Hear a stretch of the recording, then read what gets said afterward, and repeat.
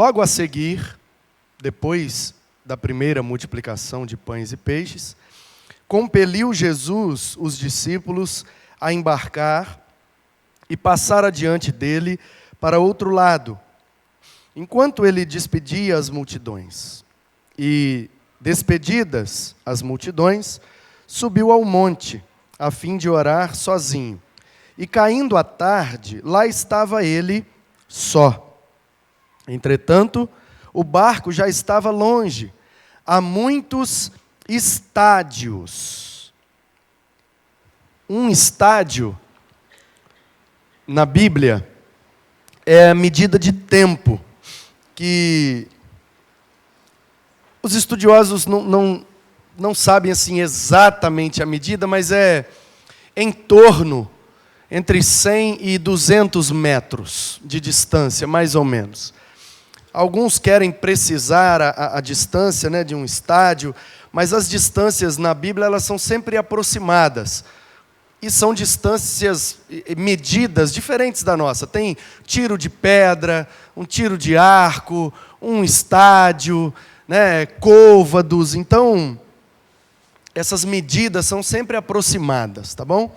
Porque eles não usavam trena como a gente usa hoje, com centímetros e metros. Era medida meio que no palmo, né, no antebraço, na passada, na distância de uma pedra.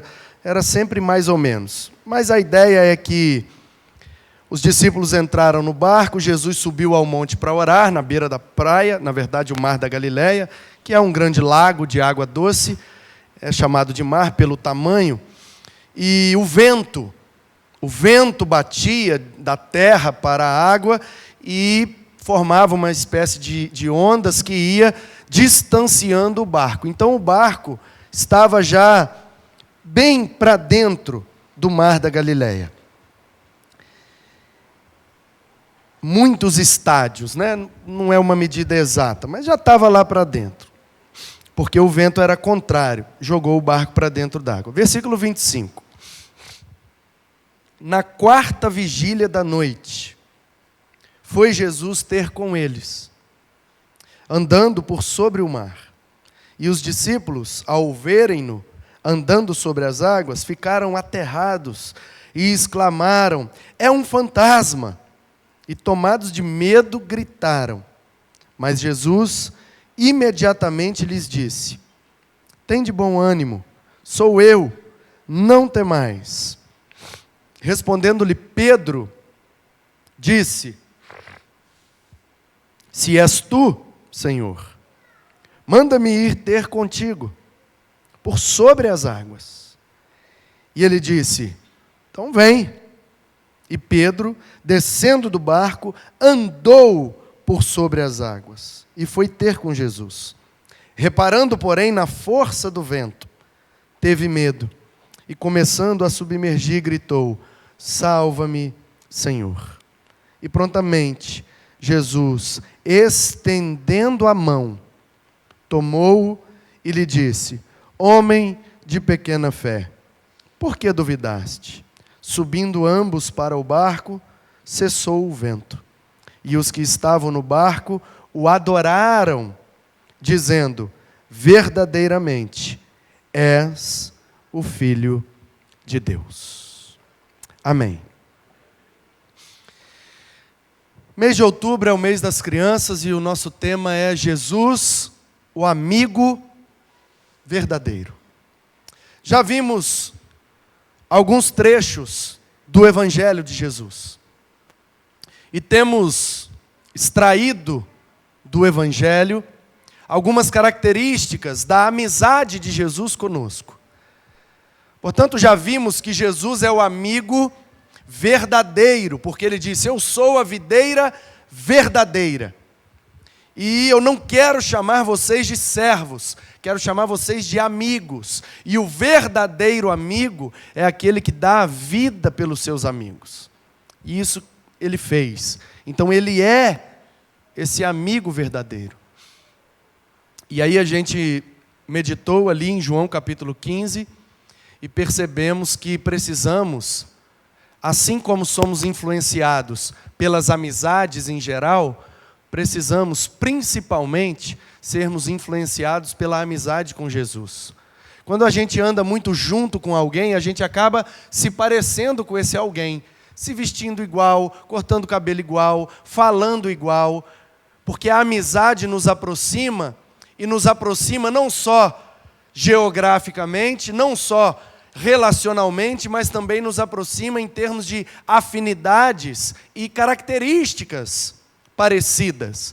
Então a grande pergunta é, se Jesus é o nosso amigo, o quão profunda é essa amizade para que eu me torne cada vez mais parecido com Ele? E aí nós vimos que Ele é o amigo que nos chama, porque Ele chamou os discípulos e os fez apóstolos. E nós vimos que na lista dos 12, ninguém prestava. Cada um com sua limitação, cada um com sua dificuldade, cada um com sua crise, cada um com seu problema, mas Ele chamou, capacitou e conduziu aqueles 12 de forma que eles tiveram condições de se tornarem apóstolos, enviados por Jesus para fazer a obra. Apenas um que desistiu, tirando sua própria vida, enforcado, caindo daquele penhasco, Judas, que por livre e espontânea vontade, não quis mais ser discípulo e por isso não se tornou apóstolo. Matias foi eleito para o lugar dele e, ao que nos consta, Jesus chamou mais um de Tarso, cujo nome era Saulo, e fez dele um grande apóstolo aos gentios. E ele foi extremamente usado e muito produtivo para as igrejas primitivas, sobretudo do Novo Testamento. Nós vimos na quinta-feira passada que Jesus é o amigo também que nos sustenta. E nós aproveitamos essa passagem anterior a que nós acabamos de ler, para extrair algumas lições sobre a maneira como Jesus nos sustenta no nosso dia a dia, nas nossas dificuldades, nas nossas necessidades. E da mesma forma que Ele sustentou aquela multidão com um pequeno recurso extraído das mãos de um menino, de um mancebo, de um jovem, também Ele pode sustentar as nossas vidas, ainda que os nossos recursos sejam poucos, porque Ele é poderoso para multiplicar. E agora nós veremos que Jesus é o amigo que nos estende a mão. Porque em se tratando de amizade, a nossa maior preocupação é se realmente o amigo é verdadeiro. Porque tem muita gente que parece amiga, mas não é. É uma amizade falsa, não é verdadeira. Em se tratando de amizade, às vezes a gente fica chateado, entristecido, porque as pessoas que se dizem nossos amigos se juntam para fazer alguma coisa boa, alguma coisa legal, e às vezes não nos chamam. E aí a gente vê no story, vê no post, ou fica sabendo depois que eles se juntaram, fizeram uma coisa legal e não nos chamaram. Por isso é importante frisar que Jesus é o amigo que nos chama. Se tratando de amizade, nem sempre um amigo está disposto a nos sustentar. Você está disposto? Pensa aí no seu melhor amigo. Pense aí na sua melhor amiga. Tudo que ele gastar nesse mês, tudo que ele gastar com o carro dele, tudo que ele gastar com roupa, com vestuário, com calçado, com perfume, tudo que ele gastar com restaurante vai cair na conta do seu cartão de crédito. Pode ser? Pode? Seu melhor amigo. Ou a sua melhor amiga. Tudo que ela comprar de bolsa, de sapato, gastar de cabelo, unha e maquiagem vai cair na sua fatura. Amém, meninas? Mas na sua melhor amiga? Porque a gente é assim, a gente quer ser amigo, mas a gente nem sempre está disposto a sustentar o amigo. Por isso que Jesus é o amigo que nos sustenta. Ele sempre nos chama e sempre paga a conta. Ele já pagou, dando a sua própria vida. E esse texto vai nos mostrar que Ele é o amigo que nos estende a mão. Porque eu e você já confiamos em pessoas e depositamos nessas pessoas a expectativa de que ao cairmos, elas estenderiam a mão para nós. E nós não vivemos isso. E nós ficamos caídos, esperando a mão estendida, e ela não apareceu. Logo, aquela pessoa que você tanto estendeu a mão, quando você mais precisou, ela não te estendeu de volta. Todos nós aqui, que temos mais de 15 anos, já vivemos uma experiência dessa. Em você estender a mão, ajudar, investir tempo, dinheiro, e amizade, atenção, e quando você precisa, não rola. Acontece, porque somos humanos. Alguém já fez conosco e nós já fizemos com alguém, certamente. Ainda que não percebemos, fizemos, porque somos humanos. Mas Jesus não. Jesus conhece a nossa fraqueza, conhece o nosso defeito, conhece a nossa falha, e ainda assim, sempre esteve, está e estará com as mãos estendidas para nos socorrer. Louvado seja Deus, que nos enviou o seu Filho. Verdadeiramente, Ele é o Filho de Deus. Quero chamar a sua atenção para alguns detalhes desse texto. Muito conhecido. Extrair o que de novo aqui? Muito difícil. Já disse o pastor batista, aleluia, Charles Haddon Spurgeon. Cuidado ao se deparar com um texto muito conhecido e extrair coisas novas. Pode ser que na ânsia de extrair um diamante para brilhar e encantar o auditório, você pode extrair um caco de vidro que vai cortá-los e feri-los. Então eu não quero nada novo, eu quero apenas explicar o que já está aqui e talvez passou despercebido pela sua atenção. Primeiro é a questão de Jesus acabar de ter feito algo extraordinário, que foi alimentar cerca de 10.000 pessoas com 5 pães e 2 peixes.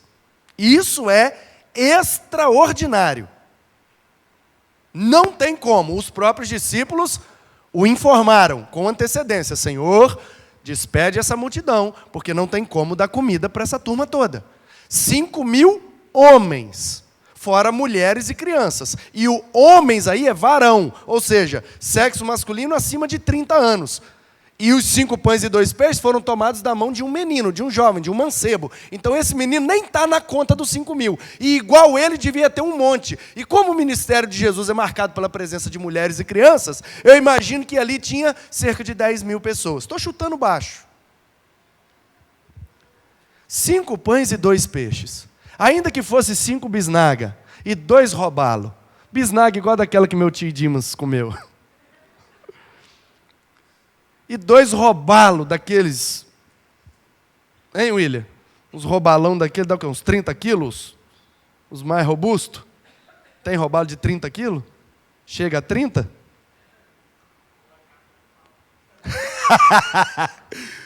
Uns 15, 20 quilos. Depende do pescador, né, Vence? Isso aí. Mas não dá, gente. Não dá. Nem que fosse 2 marlin, 2 cação, 2 baleias. Não dá. 10.000 pessoas é muita gente. E aí o texto diz que ele despediu a multidão. Ele acabou de fazer e de viver algo extraordinário diante de milhares de pessoas. Qualquer um aqui dentro, depois de ter vivido o que Jesus viveu nessa ocasião, não ia querer sair do meio daquela multidão tão cedo. Porque agora você é o cara daquela multidão.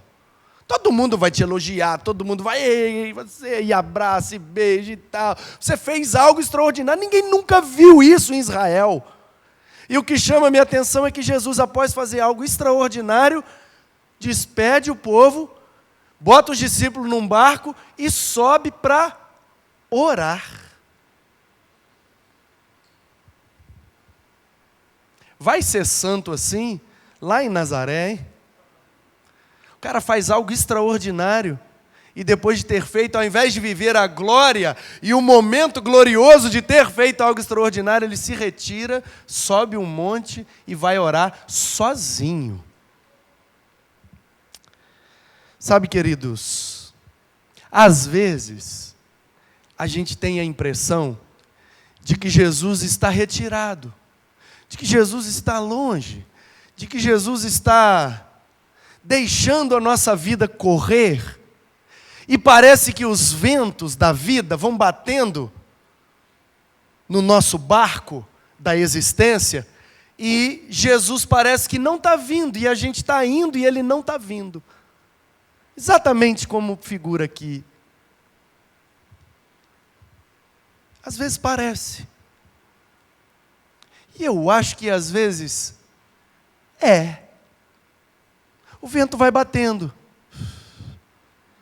E às vezes a gente vai se afastando. Não é que Jesus se afastou, entendeu? Ele está lá, no mesmo lugar, orando. É que os ventos da vida sopram e vão nos afastando.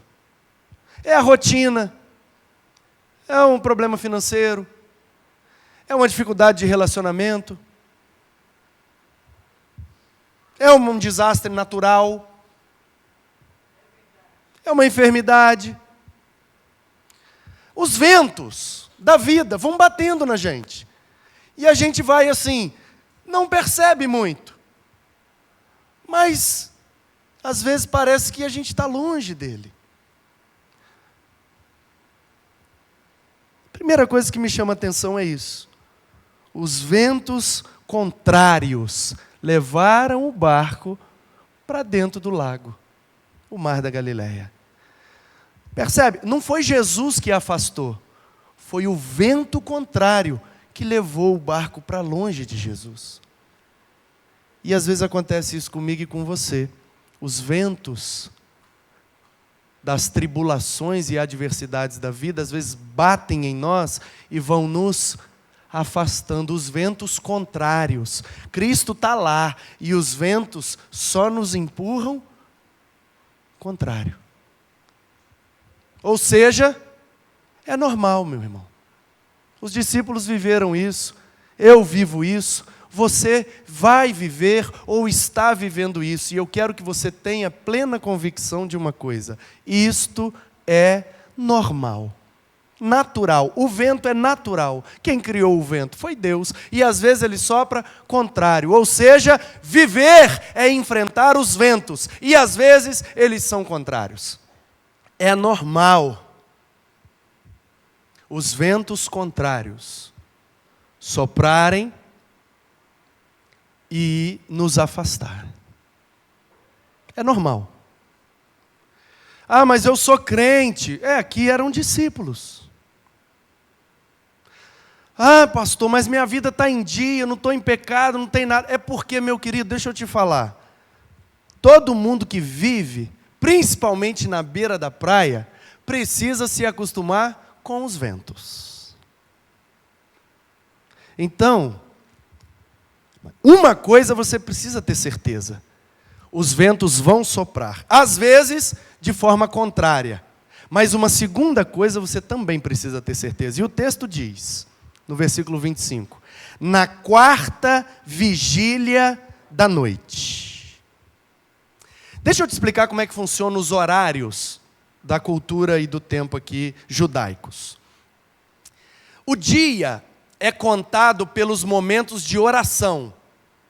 A cada 3 horas o judeu faz uma oração. Então eles contavam 4 momentos de oração. Então, o judeu acorda, às 6 da manhã ele ora. Ele ora porque ele está acordando, ele ora pelo dia, ele ora pelo início. E o dia do judeu começa às 6 da manhã. Então, 6 da manhã, para o contexto aqui, é 0 hora.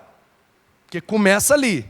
O dia começa às 6 da manhã. Por volta das 6, né? O sol nasceu, é 0 hora. Então, ele conta 1, 2, 3 horas é hora de orar. Ok? Então, a hora terceira. E aí ele conta 1, 2, 3, o que seria 9 da manhã. E aí mais 3 seria meio-dia. Ao meio-dia é 6 horas, é hora de orar, agora pelo alimento. E aí ele se alimenta, volta a trabalhar. Ele conta mais 1, 2, 3. Aí é a hora mais importante. É a chamada hora nona. Porque se o dia começou 6 da manhã, e ali é a hora 0, ó, 1, 2, 3, 4, 5, 6, 7, 8, 9. Só que como é 6 da manhã, 6 mais 9, 15. Então a hora nona é 3 da tarde. Essa é a hora da oração. O que estiver fazendo tem que parar. Se estiver perto do templo, vai lá, entra, e tem lá sempre, todo dia, no contexto aqui, até hoje não mais.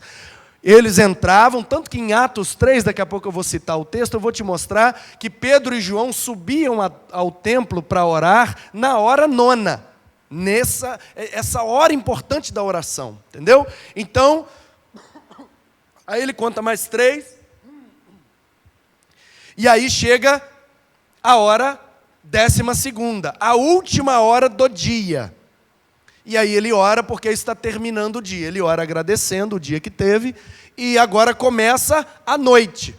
18 horas ou 6 da tarde é a 0 hora da noite. Então a noite é dividida em 4 vigílias.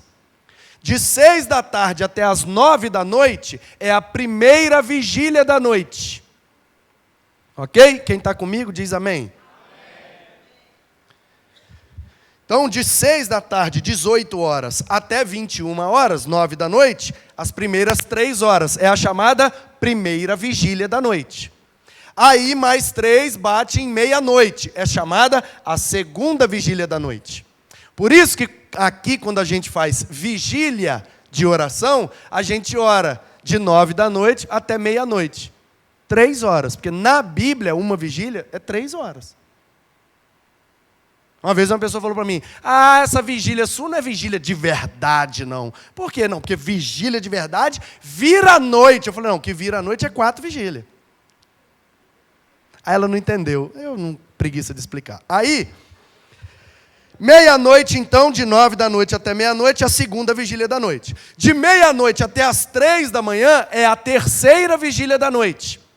De 3 da manhã até as 6 da manhã, a quarta vigília da noite. Aí amanhece e volta a ser dia novamente. Por isso, como disse o Niquinho aqui muito bem, quando a Bíblia vai contar tempo, ela sempre fala tantos dias e tantas noites. Tantos dias e tantas noites. Porque o dia na Bíblia não é um dia de 24 horas igual o nosso. O dia é 12 horas, mais 12 horas da noite. Então, se quer contar o período completo, fala tantos dias e tantas noites. Quem entendeu, diz amém.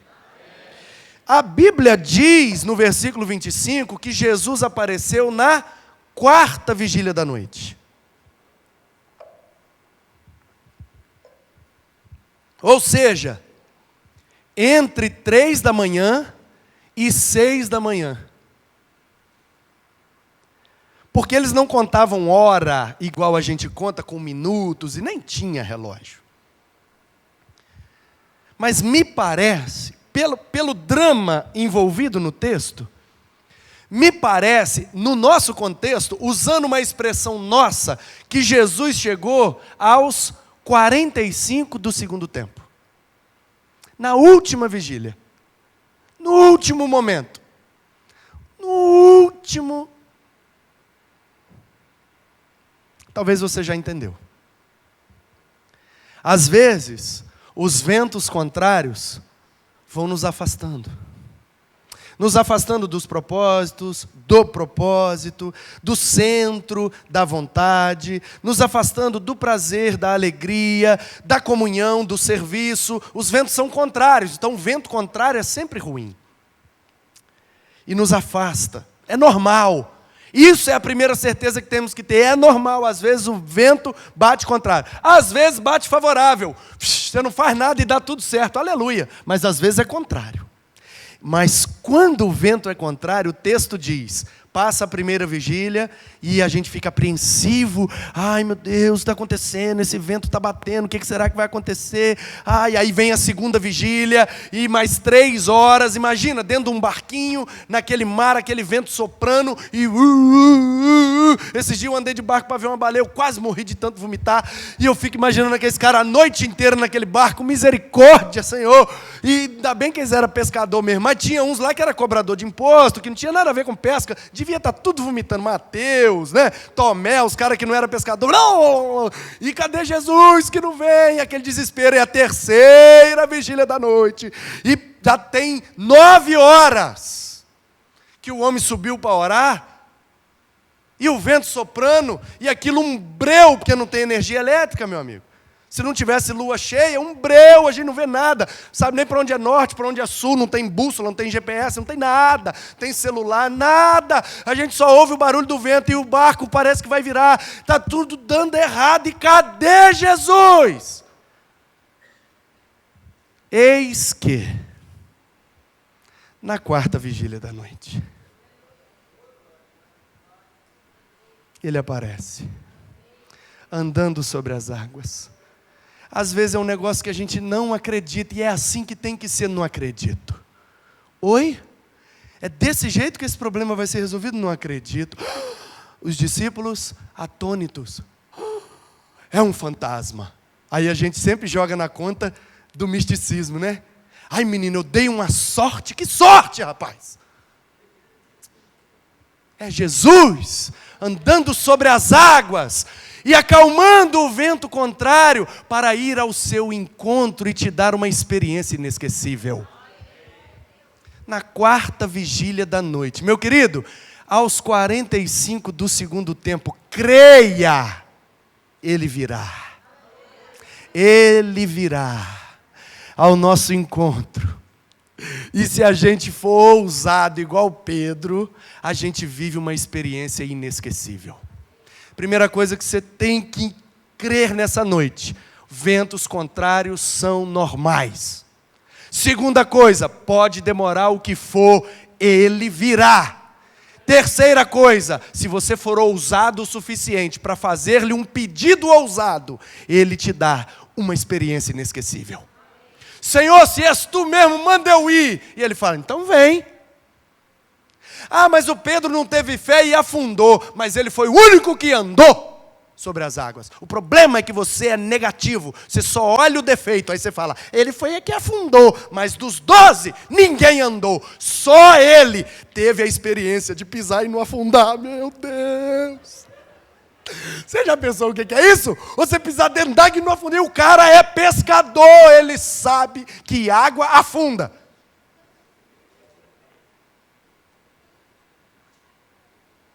Talvez para o Mateus, para o Bartolomeu, os caras que não mexiam com pesca, com água, moravam longe da praia, os caras não tinham nem noção. Ah, uma água, Jesus, vai, pisa lá. Mas o Pedro não, ele nascido e criado na beira desse lago.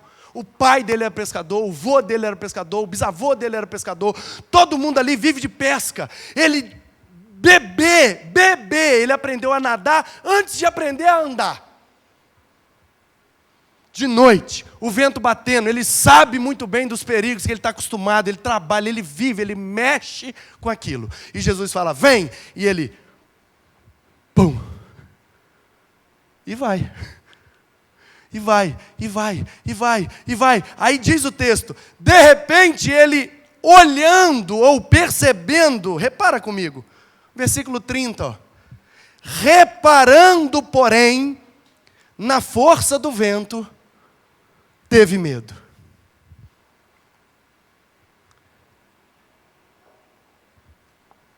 Mais uma certeza que você precisa sair daqui nessa noite. Primeira, os ventos são normais. Ainda que sejam contrários. Às vezes sopra contrário. E é bom, sabe por que é bom? Porque o avião só decola com vento contrário.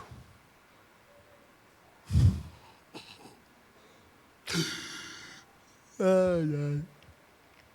Segundo, pode demorar o tempo que for, Aos 45 do segundo tempo, ele vem. Hosana, o noivo vem. Terceiro, se você for ousado o suficiente, você viverá uma experiência inesquecível. E quarto, é normal também tirar o foco dele e reparar no vento. Mas é isso que nos faz afundar. Então saiba e creia, os ventos vão bater, ele virá, te dará uma experiência inesquecível, mas você não pode tirar os olhos dele. Se você parar de olhar para ele e olhar o vento, você afunda. Não olhe o vento, sinta o vento, mas não olhe para o vento. Sinta o vento e olhe para Cristo, o autor e consumador da nossa fé. Pois com os olhos fitos em Jesus, pode bater o vento que for, nós não afundaremos, rompendo em fé. Se ele não abrir o mar, ele me fará andar por sobre as águas. Porque ele é o nosso amigo, que ainda que afundemos, ou estejamos afundados, ele fará o que diz no 31. E prontamente, olha a expressão, o Pedro olhou o vento, cometeu um erro. O que é que Jesus faz com quem comete erros? Estende a mão. Não sei qual é o erro que você cometeu ou vem cometendo. O que eu sei é que Jesus é o amigo que te estende a mão. Pegue na mão dele. Pegue na mão dele e ele vai te puxar. Pegue na mão dele, porque foi profetizado isso, meu irmão. Foi profetizado Isaías 59. Eis que o braço do Senhor não está encolhido, disse o Isaías. Ele estava falando de Cristo. Ele estava falando do Messias. Ele estava dizendo que Deus ia nos estender a sua mão para nos salvar.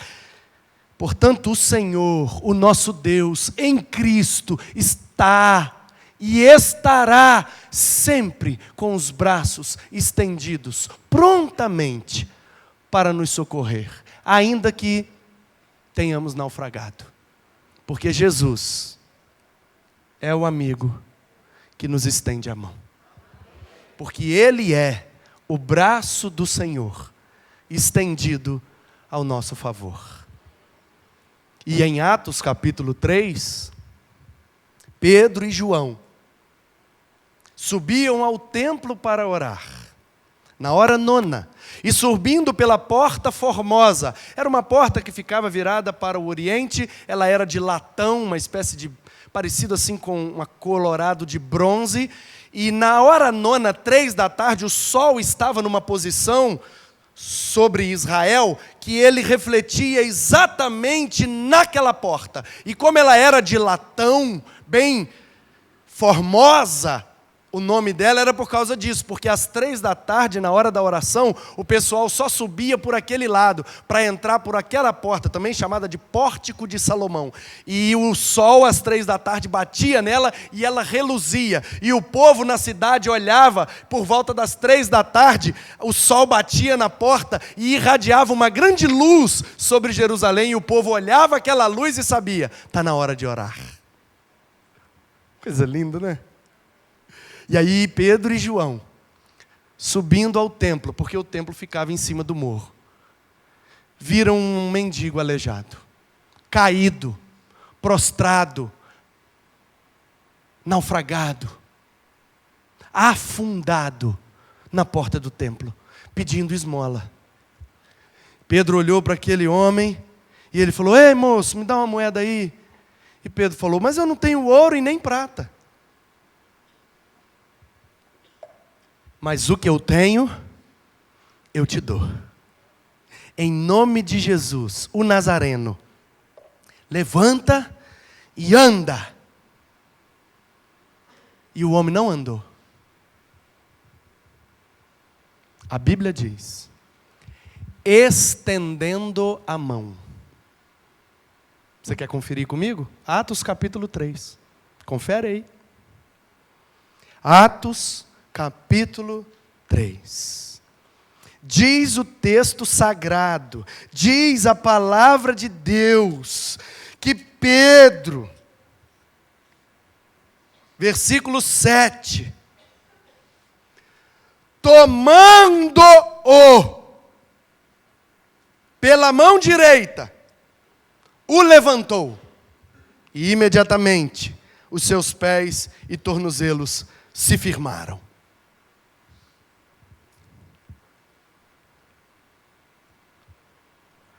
Às vezes os ventos são contrários. É normal. Creia que ele vem. Ainda que seja aos 45 do segundo tempo. Creia. Ele vem. Se você for ousado o suficiente, ele te dá uma experiência inesquecível. Ainda que você afunde, por tirar o foco dele, ele te estende a mão. Mas às vezes, ele quer usar a igreja para fazer isso por você. Porque Pedro representa a igreja. Tu és Pedro, sobre esta pedra edificarei a minha igreja. E Pedro, estendendo a mão, tomou-o. Tomando-o pela mão estendida, o pôs em pé. E ele se firmou. E entrou no templo cantando, dançando e adorando a Deus. Nós somos a igreja, o corpo de Cristo. Ele é a cabeça, mas o braço não fica na cabeça, o braço fica no corpo. Portanto, a igreja, profeticamente, é o braço estendido de Deus em relação à sua salvação.